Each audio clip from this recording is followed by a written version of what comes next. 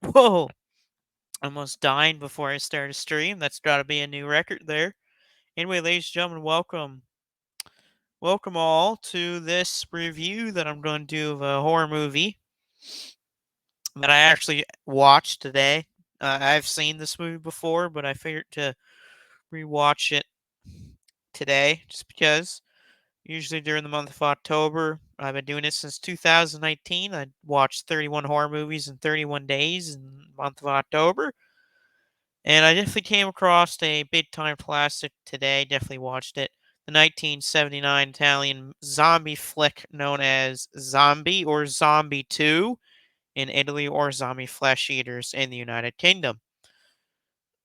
Interesting movie because it's supposed to serve as a sequel to Dawn of the Dead, but really it is not a sequel to Dawn of the Dead because both movies are way different than each other. Dawn of the Dead's in like set in a mall. Zombies set in the Caribbean island. One's about them trying to escape the islands or escape the mall and flee from wherever they are. This movie is about finding a person's father. About because of a boat turning up in New York, you have random voodoo stuff going on. Like there's a lot more in this movie than there is Dawn of the Dead with plot. This is a movie that was a part of what is called a video nasty list, and this was put in the UK. Some of the very notable movies put on that list include the first two Friday the 13th movies, both Night of and Dawn of the Dead, the original Texas Chainsaw Massacre, and the first Phantasm movie. Also, The Thing. John Carpenter's The Thing is also on that list as well. Just as some notable big examples. Just those are some pretty good, great films right there. But Zombie or Zombie 2 is probably the second greatest zombie movie behind Dawn of the Dead. I'd only have Dawn of the Dead a little bit higher than Zombie 2 slash Zombie. But both are very, very good zombie movies. Probably the top two best when it comes to zombies. Uh, there's a few things that Zombie 2 does do better though than Dawn of the Dead. I'll definitely get over and talk about that, but I'm going to talk about the plot first of Zombie. So it talks about how there's a Caribbean island cursed by voodoo where people rise up from zombies to attack people. They only know that because in the beginning of the movie, a scientist daughter's her father's boat turns up in New York, which is found out by two patrolmen in the harbor, which a zombie kills one of them, and then he's killed by the other. And you guys know how very well that goes. But after being questioned and all of that, the daughter, whose name is Anna, then finds a reporter. They end up going out to search on the Caribbean island. They find two other people at a harbor. They take their boat over to the Caribbean island they're supposed to go to find the father. And that's when stuff really hits the fan in this movie. Because there's a lot of zombies on that island. And definitely one of the big parts, in my opinion, that's they done better than Dawn of the Dead is the makeup effects. And it's really good as you see on the poster. That's a cool friggin' looking zombie with the worms in one of the eyes, the other eye's all black, missing teeth and all that. There's some pretty cool zombies in this. I remember there's one of them in the movie where they had like a giant bullet wound on the side of their head, which looks really cool. This movie also has a pretty gruesome kill in it where a woman, after taking a shower, ends up getting attacked by a zombie, but instead of getting killed by the zombie, she gets a splinter through the eye. She gets a giant like piece of wood, or to say like a giant splinter pushed through the eye. That is a hard scene to watch. But it's not, in my opinion, the most disgusting scene. That would probably be the scene when the zombie that you see on the cover or the poster here rips the throat out of a character. and a lot of blood spurts out. A big difference between this and Dawn of the Dead is Dawn of the Dead. There's a lot of splatter in Dawn of the Dead when it comes to their blood. Their blood splatters. Zombie 2 or slash Zombie, there's this one more sprays out, so it creates more of a bloody effect than Dawn of the Dead's. Another thing that I liked more about this movie than Dawn of the Dead was the cinematography. There's a lot of really good damn shots in this movie. Definitely one of them has to be the opening part of it, where they have the camera placed on the boat as the boat is moving in the harbor, despite no one controlling it. The wheel's still turning. You see it from the right where the wheel that turned the boat. The camera's pointed right at there, so you can kind of see a little bit of the water, but also the wheels turning and spinning at the same time, which is a cool shot. The inside of the boat, when the patrolmen find it, it's a pretty gruesome looking shot because there's a lot of uneaten, rotten food, stuff's all broken, all of that's pretty cool. The very first part of the movie's like right before they show that boat's really awesome. The whole scene of a body starts rising up from a body bag and someone pulls a gun out and shoots it in the head. And then they say, all right, the boat can go now. That's pretty cool.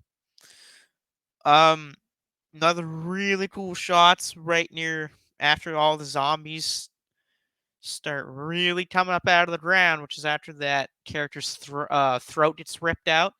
A whole bunch of these zombies just come rising up from the dirt, looking all gruesome and disgusting and dirty looking, like the one you see on the poster there. And the characters are trying to get into a barn or something like that. And next thing you know, all you see, whole bunch of zombies just walking slowly towards them, and it looks so awesome and disgusting. The cool part is they do close-ups of certain ones, and there's some that look really cool. I think there's one where it's like his eye almost is falling out of its socket, which really looks pretty cool, or all the blood dripping down foreheads. And another really good shot's the last shot of the movie, which is um I won't really spoil that part of the movie because in my opinion people should watch this, but the really last shot of the movie is so spoilers just for a quick second. I just want to talk about the last shot of the movie, so just spoilers right here. The last shot is there's a shot of the Brooklyn Bridge, and there's a whole bunch of zombies walking down the Brooklyn Bridge towards Manhattan, which is pretty cool. That's a really awesome shot. And that's also where the credits start, which is even cooler. Is the credits are going up the screen, you can watch the zombies slowly walking towards Manhattan. And my favorite part of the movie that they did a lot better than Dawn of the Dead, the soundtrack. Fabio Fritz, the guy who's the composer of it, soundtrack, perfect soundtrack. That main theme, probably the greatest main theme in a zombie movie of all time, and one of the best horror movie themes of all time, up there with movies like Halloween. Grade A top soundtrack and themes, and not just zombie history, but horror movie history too. Fantastic movie. There is some stuff that bugs me about this movie. It doesn't age really well. I will say that that's a problem with some of the movies in the 70s, not just Italian but horror. There's movies in the 70s that age, and this is definitely one that does age. You can see how different they are. Oh, that's my cat's trying to claw up the wall here. Okay. um, the pacing is a little off at some points in the movie, which I don't mind that, but some people mind that a lot. And I don't know if people really like the cuts in the movies. There's some parts of the movie you can tell there's cuts. Like they go from New York to the Caribbean spot. Definitely tell there's a hard cut there, without very much implication or warning that there's a cut. Same when they get back from the island. Very hard cut there. But that's another big part. It wasn't as popular as Dawn of the Dead, I will say that. This movie's definitely not as popular as it considering, but it's done a pretty big cult following. I can see why, and for people that haven't seen this, definitely check it out. Even if you don't like zombie movies, I still think this is a movie that people can still watch, even if they don't like zombies. Oh, excuse me, burped there a little bit. Yeah, I watched this on Shudder. This was on Shudder. Now, the version I watched was not the official. Well, it technically is of this movie, but I watched the movie from a thing called The Last Drive-In on Shudder, which is a series done by Joe Bob Briggs. He used to do kind of a similar thing on TNT in the 90s, but he had a series on Shudder where it's kind of like a talk show where he'll talk before the movie, in between the movie, and after the movie about his thoughts with it, and he have guests on it and all of that. So that's what made it a lot longer, the version I watched. But it's pretty cool to have some of this stuff. I'll talk about another movie I watched because I just want to talk about it a little bit. Second here.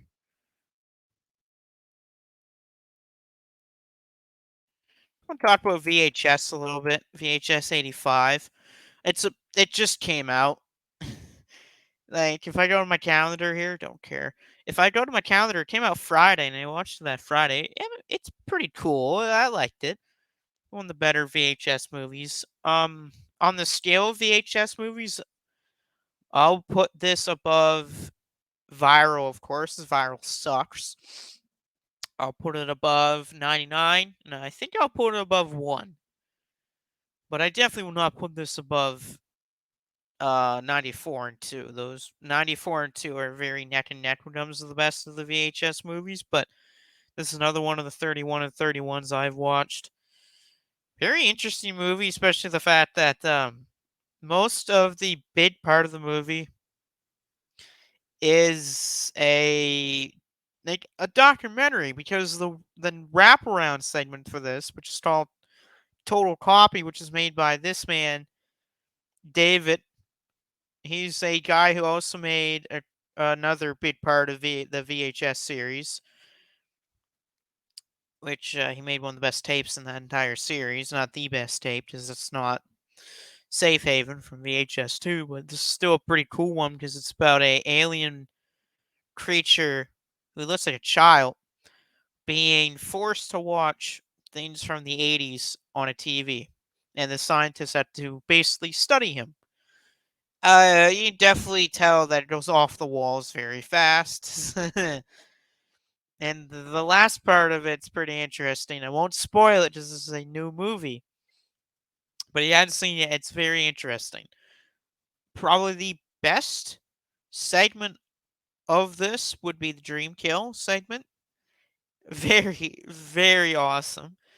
The whole thing of it being a murder mystery mixed with family drama and dreams all into one with an awesome twist near the end that is kind of something you don't see coming. Which that's always a pretty cool part of VHS. They know how to throw some good twists in there, their movies. Unless it's VHS viral. Um and then probably the least favorite one,